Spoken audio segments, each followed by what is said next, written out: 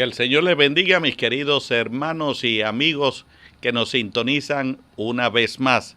Y les habla su hermano en la fe en Jesucristo, Luis Amateo, director del Departamento de Educación Cristiana y Familia aquí en la región de Puerto Rico. Y continuamos con nuestros estudios del libro de Apocalipsis. Y hoy estudiaremos la lección número 4 del semestre de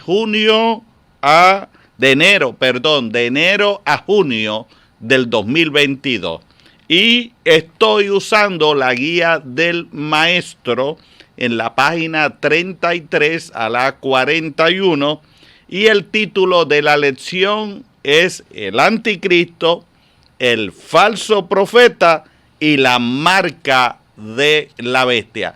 Un tema que yo sé que lo están esperando mucho porque es un tema sumamente interesante, pero a la misma vez un poco controversial.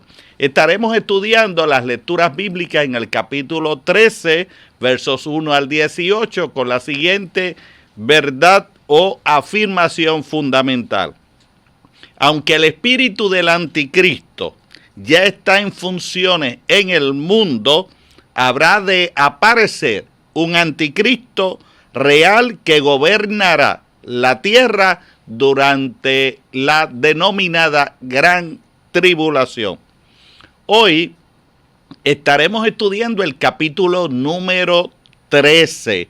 Y a este capítulo 13, en conjunto con otros más, se le han denominado, cuando estudiamos el Apocalipsis, capítulos apéndices o capítulos intercalados.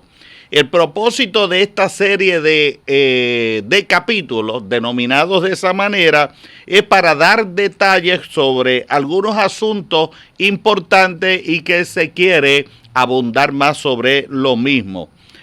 Hoy estudiaremos algunas de las características del anticristo y la función que tendrá el falso profeta durante ese tiempo que se llama el periodo de tribulación y de gran tribulación.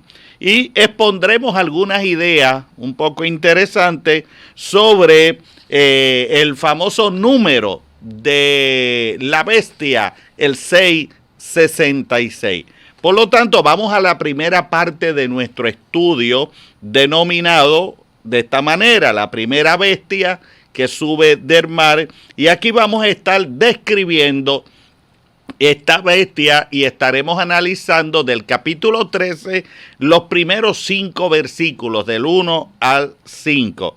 En el capítulo 12, y esto tengo que decirlo para aclararlo un poco, en el capítulo 12 se menciona el gran dragón escarlata, que es identificado, según el versículo 9 de ese capítulo 12, como la serpiente antigua, que se llama Diablo y Satanás.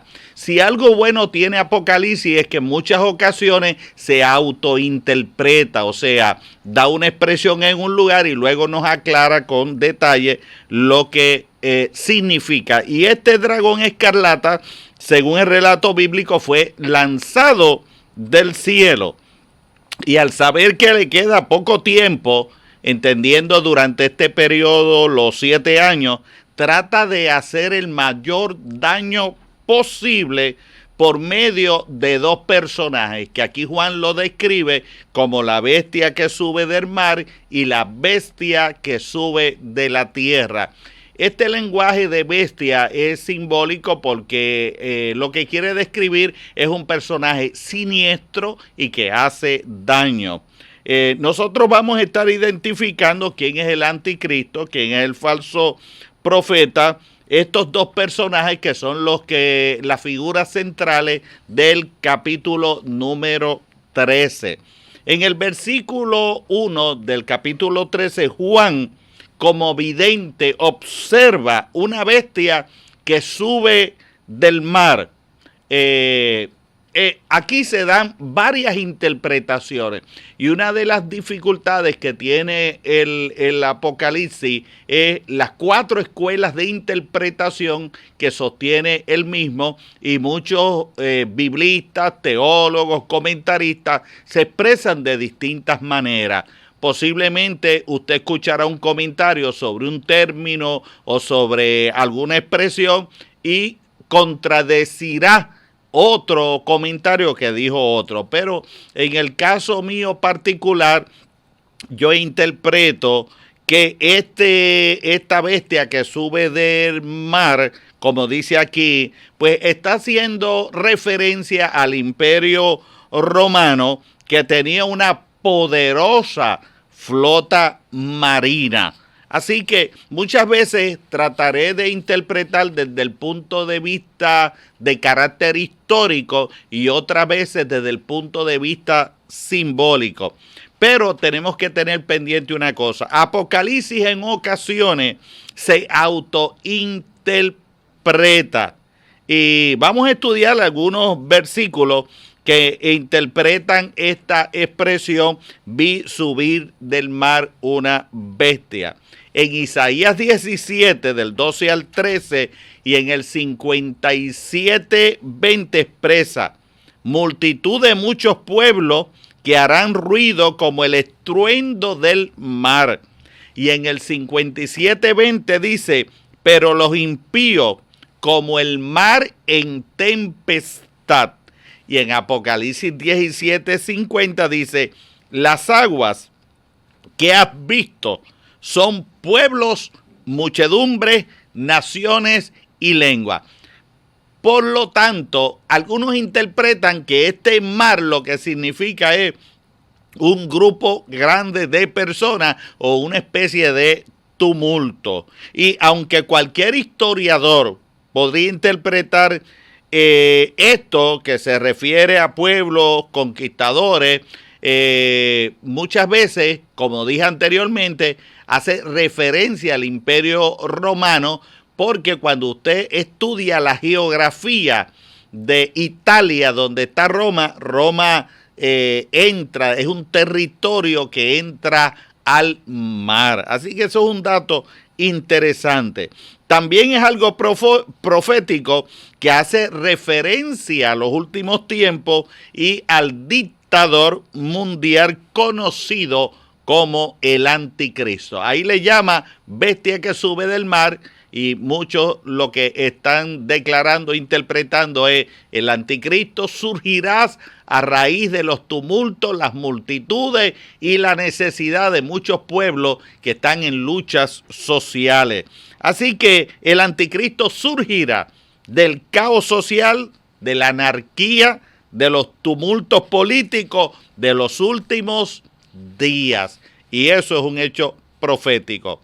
Una visión semejante a esta, nosotros la vamos a encontrar en la 4ª bestia mencionada en Daniel 7:7. Si usted lee Daniel 7:7, va a encontrar ese parecido. Y las características del anticristo las vamos a encontrar ahora de los versos 2 al 8 de este capítulo 13.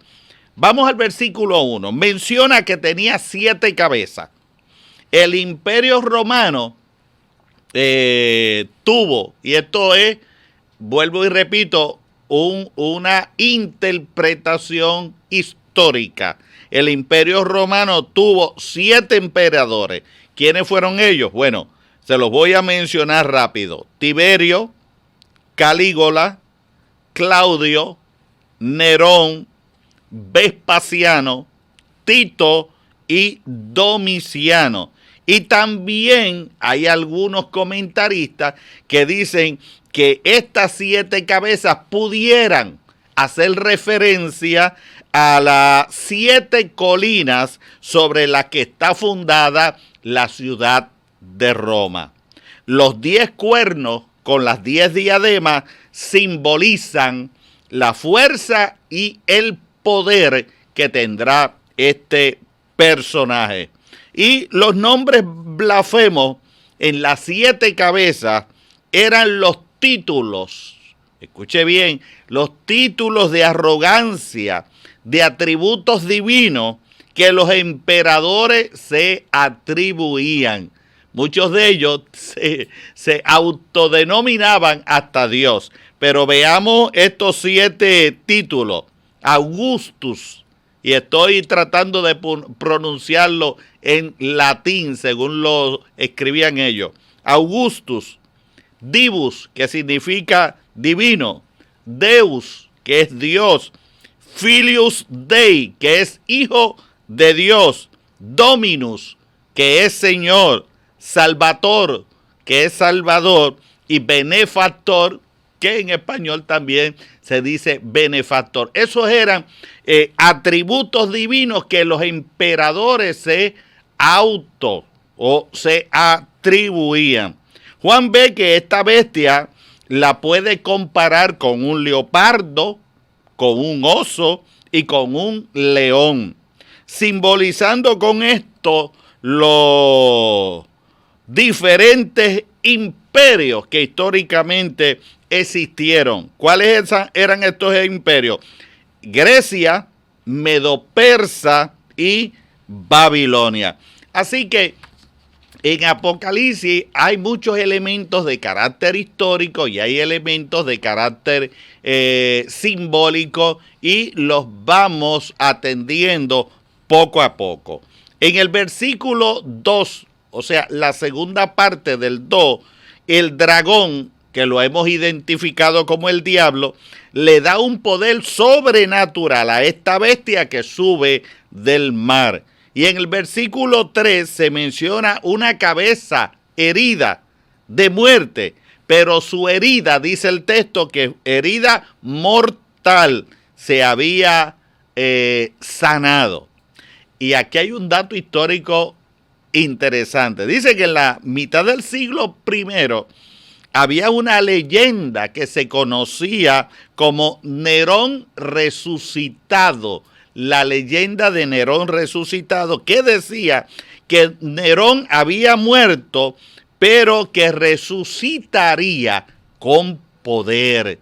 Y algunos, desde el punto de vista histórico, hacen referencia a esa leyenda, pero en el contexto nuestro se puede notar que el anticristo, escatológicamente en el tiempo de la gran tribulación, imitará la resurrección de Jesucristo también.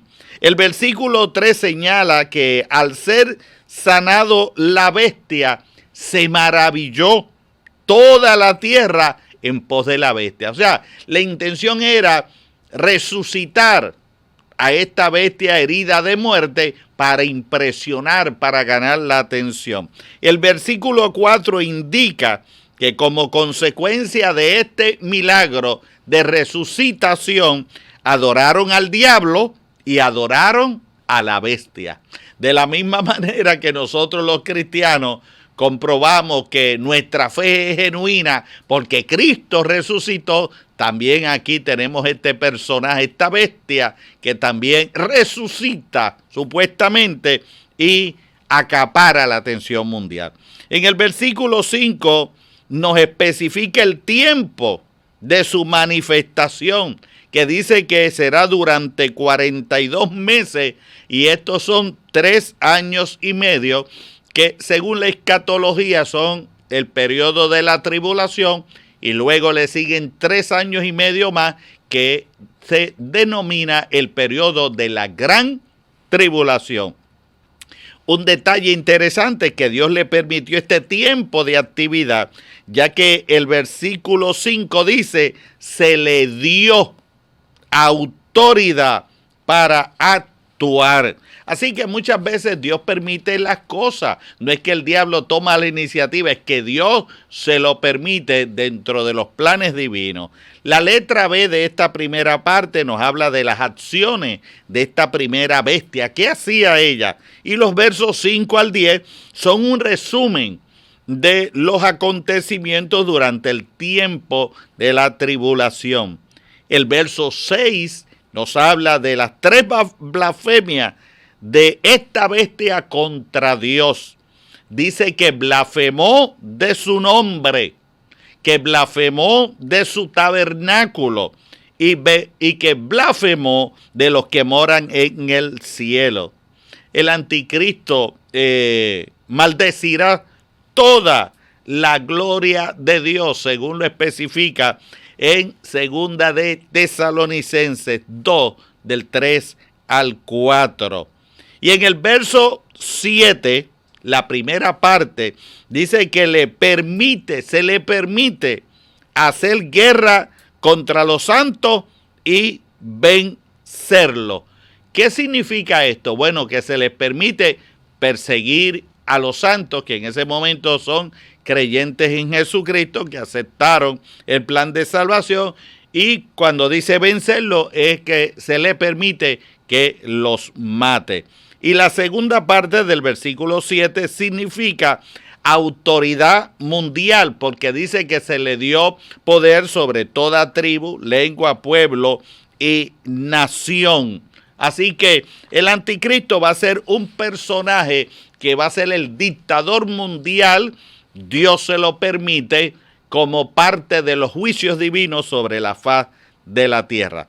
Vamos a la segunda parte de nuestro estudio. La bestia que sube de la tierra. Ya estudiamos la bestia que sube del mar. Y en Apocalipsis 13:11 nos da una descripción de esta bestia. Dice, después vi otra bestia que subía de la tierra y tenía 2 cuernos semejantes a los de un cordero, pero hablaba como dragón.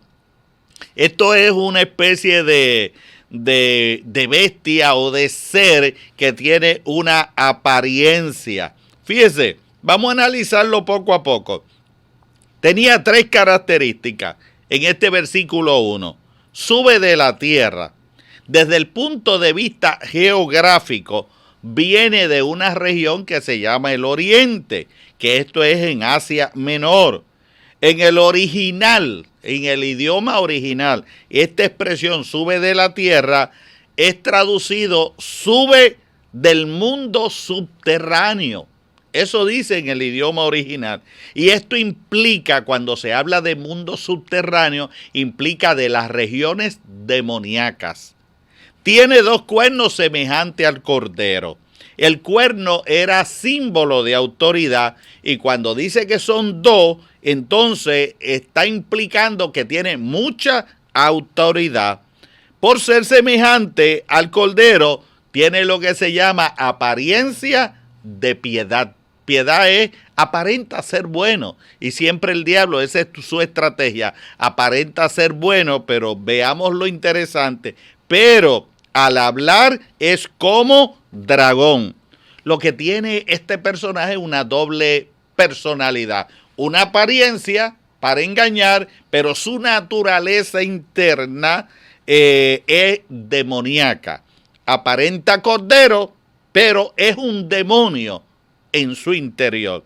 ¿Será este ser, esta bestia que sube, como dice aquí, de la tierra, va a ser un líder religioso?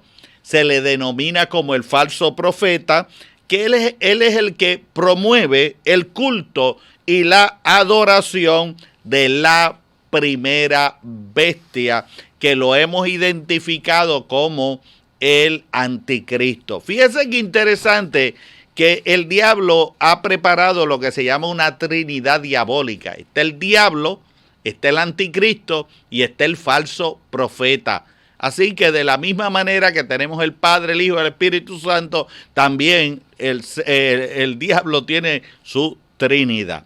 Vamos a la letra B de esta segunda parte, las acciones de esta segunda bestia. ¿Qué hace ella? Bueno, esta segunda bestia está aliada a la primera,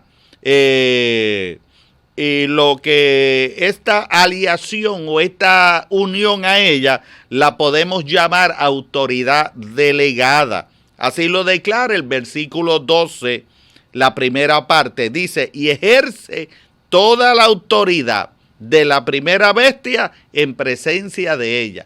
Recuerde que estamos hablando ahora del falso profeta, el líder religioso. Y como profeta falso, el líder religioso promueve el culto de la primera bestia, el anticristo. Dice, y hace que la tierra, el versículo 12 estamos, y los moradores de ella adoren a la primera bestia, cuya herida mortal fue sanada.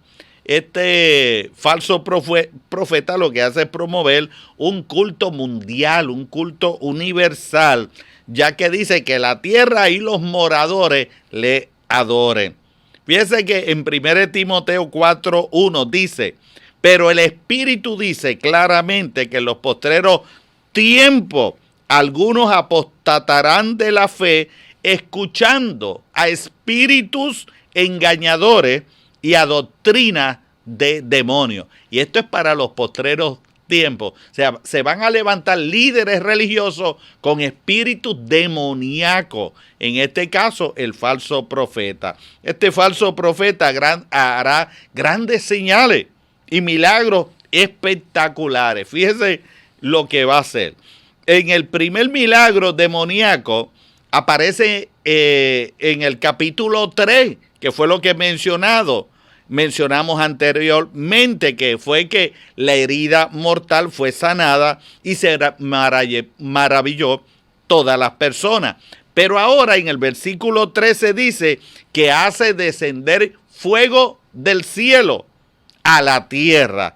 Y esto fue algo interesante porque es muy parecido a lo que hizo el profeta Elías allá en Primera de Reyes, capítulo 18, versos 36 al 39. También hay que recordar que en Éxodo 7, del 8 al 12, encontramos a Aarón, hermano de Moisés, quien había ido delante del faraón, lanzó su vara y la vara se convirtió en culebra. Y el faraón llamó a sus hechiceros, los hechiceros también echaron sus varas, se convirtieron en culebras, pero sucedió algo interesante, que la vara de Aarón devoró a las varas de los hechiceros. Pero el diablo siempre puede hacer milagros, así que no se equivoque, nunca crea que por un milagro algo es genuino y es divino. El versículo 14 señala que engaña con señales y pide que le hagan una imagen a la primera bestia. Y luego en el versículo 15 dice, y se le permitió, entiéndase, Dios lo permitió, infundir aliento a la imagen. Por lo tanto, esta imagen que construyó este falso profeta, que era algo inanimado, él le dio aliento de vida. Algo parecido a Génesis, cuando Dios crea al ser humano de la polvo de la tierra y luego Dios imparte aliento de vida. Es toda una imitación a Dios. Hay muchas especulaciones sobre qué sería esta imagen específica, pero lo único que podemos concluir es que esta imagen es el símbolo visible del poder demoníaco que tiene este ser. El apóstol Pablo, en 2 de Tesalonicenses, capítulo 2, 9 al 10, dice y advierte, inicuo, cuyo advenimiento es por obra de Satanás, con gran poder y señales y prodigios mentirosos. O sea, el problema, y nosotros como creyentes tenemos que entender, usted nunca se impresione por un milagro, porque el milagro no es la evidencia contundente de que algo es de Dios. Aquí tenemos al falso profeta haciendo milagros, pero son milagros demoníacos. Y la tercera parte de la lección es la marca de la bestia. Y aquí vamos a analizar rápido los versículos 16 a 18. Dice, y hacía que todos, pequeños y grandes, ricos y pobres, libres y esclavos, se les pusiese una marca en la mano derecha o en la frente, y que ninguno pudiese comprar ni vender, sino el que tuviese la marca, el nombre de la bestia o el número de su nombre. 3 cosas. Pero analicemos rápido, en los pocos minutos que nos quedan, estas características de esta marca en los versículos 16 al 17. Este sí que es un tema de mucha discusión y se presta para que todo el mundo juegue a interpretar lo que es la marca. Actualmente algunas personas dicen que hasta la marca es y que la vacuna. Eso es lo último que están diciendo. Pero esta marca lo que implica es el tener, según el texto de Apocalipsis, un control sobre la persona en todo lo que tiene que ver, escuche bien, con su economía, su dinero y sus bienes materiales. Por eso dice que nadie puede comprar ni vender. Cualquier persona o sistema que tenga pleno control de las finanzas, bien sean individuales o corporativas, tendrá dominio del mundo. Si a usted le quitan todo el dinero, ¿qué usted va a hacer? A menos que alguien sea autosostenible, por ejemplo, que produzca su propia comida, su propia fuente de agua, y de esos hay muy pocos. Pero hoy día somos esclavos del sistema digital que mueve toda nuestra sociedad. Usted sabe que para ir a comprar casi todos usamos nuestra famosa ATH. La expresión del verso 16, pequeños y grandes, pudiera ser o referirse a la gente común y notable, o los ricos y pobres, a la gente que tiene distintas economías, libres y esclavos, son las distintas clases sociales. En otras palabras, no importa las distinciones de la sociedad que tengan, todos serán dominados por este anticristo. Y antiguamente, esto es un hecho histórico, antiguamente existían los tatuajes sagrados en los cultos paganos. Y muchos esclavos e inclusive soldados llevaban marcas de fuego en sus cuerpos. Eso eran prácticas antiguas. Veamos algunos detallitos rapiditos sobre el número de la bestia. En el versículo 18 nos dice que el número de la bestia es el 666.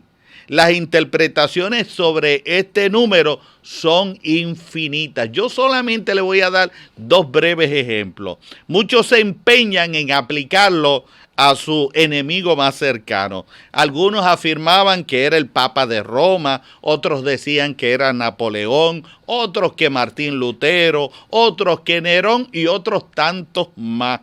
Antiguamente había una ciencia que se llamaba la ciencia de la gematría, donde se le asignaba un valor numérico a las letras. Y le voy a dar un ejemplo, 1 o 2. Un ejemplo, en la Segunda Guerra Mundial se hizo el siguiente ejercicio. Si a la letra A se le da el valor de 100, a la letra B de 101, a la C de 102, a la D de 103 y así sucesivamente, mire qué resultado daba el nombre de Hitler. La H 107, la I 108, la T 119, la L 111, la E 104, la R 117 y suman 666. Otro hecho interesante, y voy terminando. A Nerón se lo aplicaron, pero con otros números. La N igual a 50, la E igual a 6, la R igual a 500, la O igual a 60 y la N igual a 50 y también sumaban 666. Así que se puede jugar mucho con todos estos números, pero los muchos esfuerzos tenemos que concluir que algunas veces son inútiles. Hasta cierto sentido es un misterio. Concluimos con los siguientes 3 pensamientos. Apocalipsis nos revela que el anticristo ocupará la posición de dictador mundial solo porque así Dios lo permite. Segundo, el falso profeta establecerá un culto idolátrico a la figura del anticristo, matando a todo aquel que no se someta. Tercero, esta dictadura mundial se apoderará de todo el sistema financiero, controlando así la vida de todas las personas del planeta Tierra. Pero todo esto será por un breve tiempo de 7 años, al cual, finalizar esto, tenemos que decir contento, Cristo vendrá con su iglesia a reinar sobre el planeta Tierra. Queridos hermanos, un tema maravilloso el de este domingo. Se nos terminó el tiempo. Nos vemos en la próxima ocasión. Que el Señor les bendiga y que pasen un lindo día en el Señor.